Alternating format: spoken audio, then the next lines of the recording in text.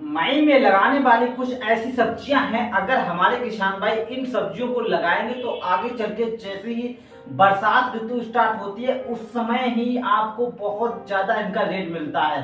तो हमने सबसे पहले दो लगी है मसाले वाली फसलें। तो किसान भाइयों को फसलें हैं आपको अदरक। जी हाँ किसान भाइयों, आप अदरक की पूरी मई बुआई कर सकते हैं, क्योंकि अदरक की अगर आप इसमें बुआई कर देते हैं तो आगे चल के जैसे ही ये पकने लायक होगी आपको उसमें बेहतरीन रेट मिलेगा। अगर बाजार में इसमें एक फायदा है, अगर बाजार में रेट कम है तब आप इसे खेत में भी रोक सकते हैं। और दूसरे नंबर की बात करें किसान भाइयों, वो है हल्दी।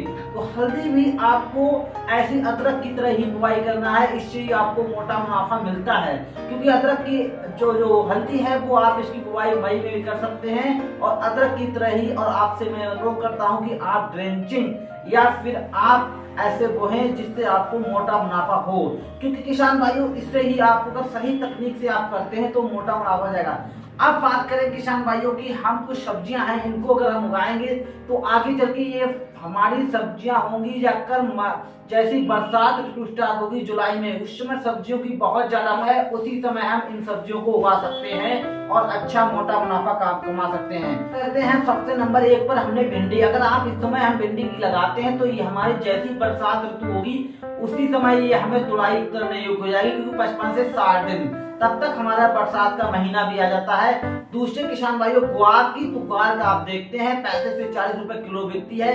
इसमें लागत भी बहुत ज्यादा नहीं आती है, लेकिन आपको बीज अच्छी क्वालिटी की लेना है। इसके बाद आप टिंडा भी लगा सकते हैं, टिंडे से भी आप मोटा मुनाफा पाएंगे, क्योंकि बरसात की ऋतु में काफी ज्यादा डिमांड होती है। इसके बाद करें किसान भाई बैगन, आप अगर इस समय आप नर्सरी डालेंगे तो आप मई के लास्ट में इसको लगा सकते हैं, और जब लगाएंगे तो ये बैगन हमारा 55 से 60 दिनों में बरसात ऋतु में स्टार्ट हो जाएगा। इसी समय क्या होता है कि बैगन की भारी डिमांड होती है, लेकिन किसान भाई इस समय सबसे ज्यादा समस्या आती है बैगन में, इल्ली होती है, जो फ्लू होता है और तना छेदक होता है, ये बहुत ज्यादा। इसके लिए हमें समय समय पर हमको स्प्रे करना होगा। इसके बाद बात करें किसान भाइयों, करेला आप लगा सकते हैं, क्योंकि जो इस समय करेला आ रहा है मार्केट में ये जनवरी का लगा हुआ है, और आगे चल के जैसे हम ये हमारा करेला होता है जनवरी वाला, ये बरसात ऋतु में खत्म हो जाता है। अगर इस समय हम करेला लगाएंगे बरसात ऋतु के तुरंत बाद हमारा स्टार्ट हो जाएगा और फिर हमें एक अच्छा पैसा देता है। इसके बाद बात करें किसान भाइयों, आप मिर्च लगा लीजिए। इसलिए इस समय मिर्च के रेट जरूर डाउन है, लेकिन हम चाहिए तो ये मिर्च हमारी 55 से 60 दिनों में तुड़ाई योग्य हो जाएगी। उस समय हमारा बरसात का महीना आ जाता है, बरसात के महीनों में मिर्च की काफी शॉर्टेज देखी जाती है, तो हम मोटा मुनाफा पा सकते हैं। इसके बाद बात करें किसान टमाटर भी आप अच्छा मोटा मुनाफा कमा सकते हैं, क्योंकि बरसात ऋतु में आप देखते थे पिछली बार कितना भयंकर महंगा बिका था टमाटर। इसके बाद बात करें किसान भाइयों, आप खीरा लगा लीजिएगा, क्योंकि जो इस समय खीरा लगा हुआ है वो फरवरी और मार्च का है, वो हल्के हल्के अब चल के समाप्त हो जाएगा। लेकिन जब हम इस समय खीरा लगाएंगे वो हमें बरसात के ऋतु में एक अच्छा रेट देगा, 80-100 रुपए किलो सकता है। और उसके बाद बात करें किसान भाइयों, हम खीरे के अलावा और कौन सी फसल लगा सकते हैं जिससे मोटा मुनाफा कमा सकते हैं। तो किसान भाई उसके लिए हम अभी से लगाएं फूलगोभी।